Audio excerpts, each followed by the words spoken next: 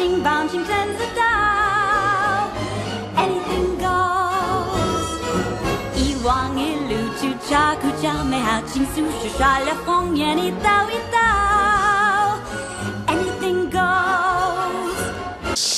Okay, this is Hong May Park. This is where I usually go at night for a walk. I thought I'd come out here in the day and show you this park.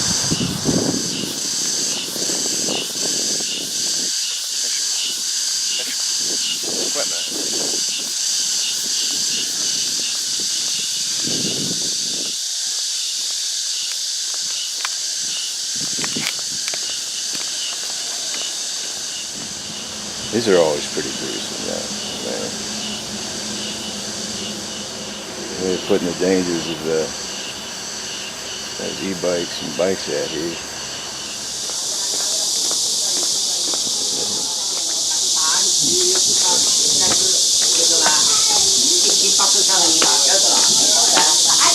This is the bridge, man. This is the bridge. Okay. So I wanted to come back here to the bridge where I kind of called off with Li Xing about, maybe a month ago. Why did I call off? Because, I spent 2 years hoping to see her again. I came all the way back here to see her again. When I got here, she definitely chatted with me more than she did when I was in the States. Because she had stopped talking to me at some point in the States, and I figured if I came back here, she would start talking to me again. So we were talking again. I had been here for a good 3 months, and I had, been to Nanjing a couple of times. I was hoping to see her. One time I went, was on a holiday, and she did call me, so that was, I figured that was a good sign. But 3-4 weeks after that, she was still kind of telling me how she was so busy with her daughter and everything like that. And, being respectful of that relationship, I said, I don't want to get in the way of that. So, yeah, I understand totally. But, maybe about 4 weeks ago, I was trying to get hold of her and messaging her, and suddenly she came back with, I'm in Dubai. And Dubai is notorious for just kind of like hookers. And on top of that, here she was telling me how important her daughter was to her, and like how, she had to spend time with her daughter all the time. And, well, then why the fuck are you in Dubai? No, seriously, And the minute I said, hey, you never really told me how you make money. You live in an expensive part of Nanjing, and you say you're divorced, and you've never told me how you were affording all that, As a single mother, just unheard of that you'd be able to do that. So I started to assume she was a prostitute, and that's nothing unusual here. You can go on TomTom, any dating app here, and you will hit by 98% of the girls are KTV girls. The honest ones will tell you that. The dishonest ones will try and let you figure it out for yourself. But, it usually goes like, why don't you come to meet me at some KTV joint where they're going to hit you up with charges and what have you. The manager is going to be some kind of close relation. They have some baby that they're trying to pay for. And Chinese girls have been coaxed into believing, they get coaxed into believing that because, it's an easy life. They don't want to work that hard. As long as the guys can pay for their pastries, they're willing to do whatever they have to make things easy for themselves. And it's just like, I don't know, that's disgusting to me, to be honest with you. It's just an insult to men, it's an insult to integrity, it's an insult to, it's an insult to a lot of the women who also frowned upon it or who tried to build better, decent lives and want their children to have some kind of respectability other than, as a hooker. Anyway, so I did I finally said, "Are you a prostitute? You know, like what was your motivation for coming to see me that night when we had sex?" Because if I go back to our history, on that third date, usually my feeling is, all right, first date, I don't expect any sexual relations. Second date, I still don't expect it. Third, I think it's by then it's a possibility, right?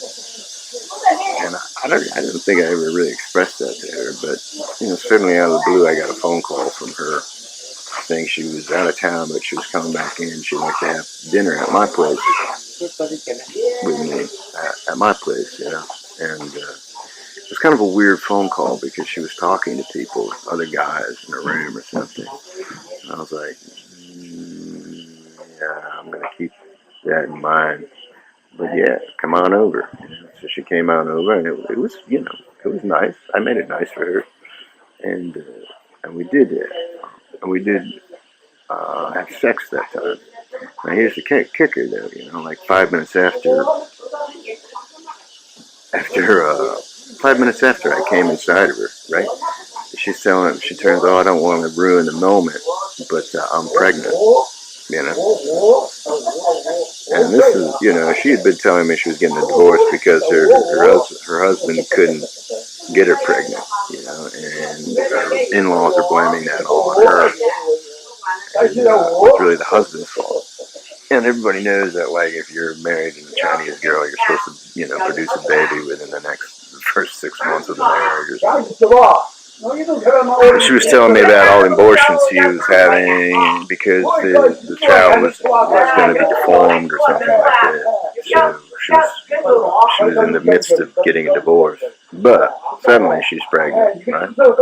5 minutes after I've come inside her. Because I thought, yeah, this is a woman I would definitely marry, and she came into my life at a time when I felt like, man, I need some kind of hope here, because everyone, all the relationships with women I've had have been awful, and I really needed some kind of proof that it's not going to always be like this. Hey.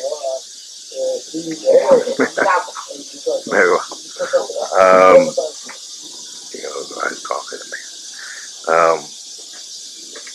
So yeah, and she provided that at that time, and I thought, well, I appreciate that. And here's a woman I could definitely see myself going a distance with. I know I can do it. I know I can raise kids and give them, provide for them, and give them a healthy, happy lifestyle. So anyway, she said she was pregnant, but it didn't mean it was over. We went out like one more time after that for dinner, and then I stopped. Then she kind of disappeared. She held off, and went through her pregnancy stages, and I wasn't allowed to see her during all that. And then as the baby neared, I said, I'm a bit concerned it might be my child, because I don't know that you were pregnant before we had sex, and you said it wasn't a possibility, so I want to make sure if that is my child, I want to take care of it, So we went to the police station. That was the next time I saw her, and she showed me hospital records or saying that it was not my DNA, or she had been pregnant before, that she knew of the pregnancy before we had sex. But when I met her there, I got to meet her mother, I got to meet her sister, and gave her a kiss, and it was all kind of one of those situations where you would think there's a little more something to it, But I didn't see her after that, but we kept talking and tried to set up a time when we could see each other again. That never seemed to come along, and I just said, I'm going to start seeing other people. That's when I started to see Nikki at Metzen. Always was kind of wondering what the deal with Li Xing was there, Went back to the States, bought a house, settled in. Started looking for a Filipino woman today, and all I could think was, man, this girl reminds me of Li Xing, you know. She looks like her, and you know, if I'm gonna see somebody that looks like Li Xing, why don't I contact Li Xing? So I contacted her. We started talking again, and we hit it off again. And I thought, all right, you know, maybe there's still something there. And that's kind of what brought me back to China, right there. So anyway, you know, fast forward to now, and you know, she's in Dubai, and she's blowing me off still. And you know, there's only one reason to go to Dubai, you know. And the minute I said, "Are you a prostitute?"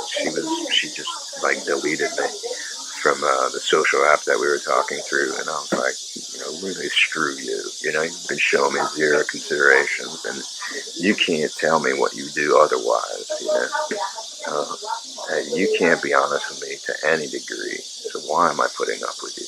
You know, why am I wasting my integrity on somebody who doesn't want to show me any integrity whatsoever? You know? So I broke it off. You know? I haven't spoke to her since, and she's not the kind of woman just because she has pride. Pride is way out of control. And she would never apologize, and she would never make the first move, you know. Which is sad, you know, because she's missing out on a lot of good opportunities, missing out on important parts of herself that will help her mature, develop into a better person. But I'm not her daddy, and I'm not her leader or whatever, and I don't want to be anything. All I want to be was a good companion. You know, I guess a good companion has to be able to point out when, you know, when you're doing things that aren't in your best interest, and you got to trust them. I just don't think she trusts him. So, what's next for me? I don't know. You know, I'm still looking. Hopefully, find somebody new. You know, I've been going on Tantan, and that's been really disappointing, just because they're all, you know, I can't, you know, every single girl I talk to is, it's a prostitute or a prostitute when they want to be, you know, kind of deal. You know, what's in their interest when they can get away with it. And in the midst of all that, I'm still looking for diamonds in the dirt. Anyway, other things, what do I want to talk about? Yeah, it was weird that night that I called it off for you too, because like there was this police officer who kept coming around on his phone, you know, and he was like right there, like almost like observed what I was gonna do. And I said, "This woman is," and I told her to fuck off. But when I had to deal with the fact that she was a prostitute, you know, like he wanted to be there for that, you know. And another thing was that, like the minute I did take that stance, like all the women around me kind of were like, "Whoa," you know, like they all take a different demeanor towards me. And that's the weird thing about China. It's like, you know, what something you think is a very private concern, private affair, it's actually, you know, it's all over the place. You know, you're just not aware of it.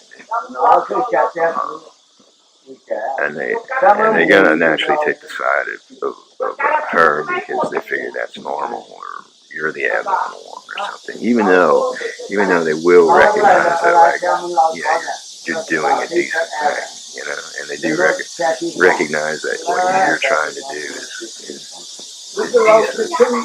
But they always fall back to that. But that's the way we do things, and that's really frustrating, to say the least. Because it's not the way you have to do it. I mean, you're an individual in the end, and you know, it's really up to you to make your choices. You know, and you can't fall back on other people supporting those choices all the time. You know, that's just how it goes. Anyway, it's a nice day. I'm going to try and walk a little more through the park, show you around. It's a cool park. I like coming here. It's pretty hot today, though. It's a hot day. Let's go take a look around. This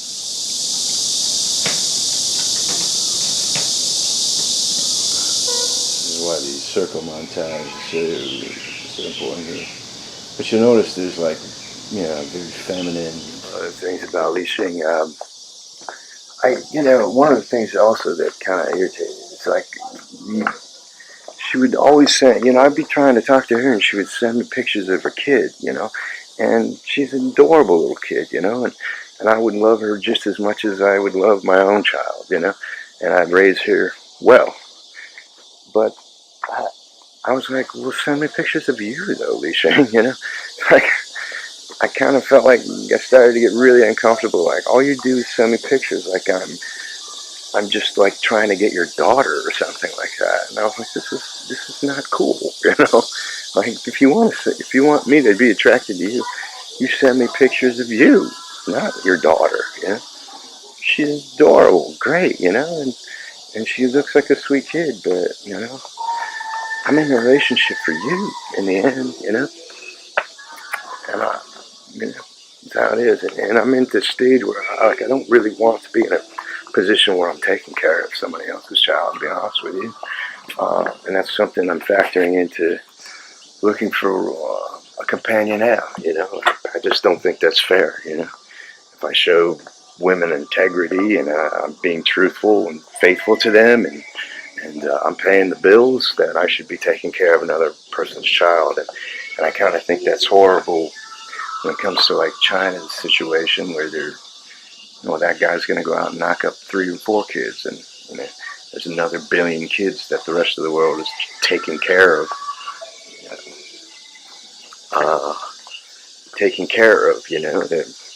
Just because they want to have sex with a Chinese girl. That's nonsense, There's no reason I couldn't have a relationship with a young Chinese woman who doesn't have a child, and have start a family with her. And I just don't feel like selling myself short to anyone. And that goes for any nationality. I'm in China, but that's just my situation with women right now. No desire to be taking care of another man's child. I saw my brother go through that situation, and I don't think it's one that I want to go through.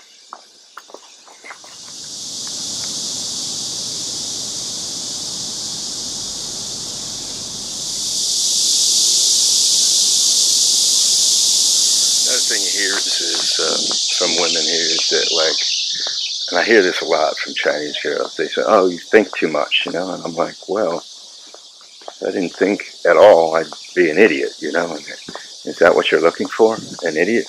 Fucking idiot? Or an idiot that knows how to fuck? That's it. So that's just kind of one of the other insults they leverage at you, sort of make you feel like you are somehow you are somehow deficient in winning them over, I'm like, you gotta be kidding me. There you go, Buffalo, New York. You got their stone here.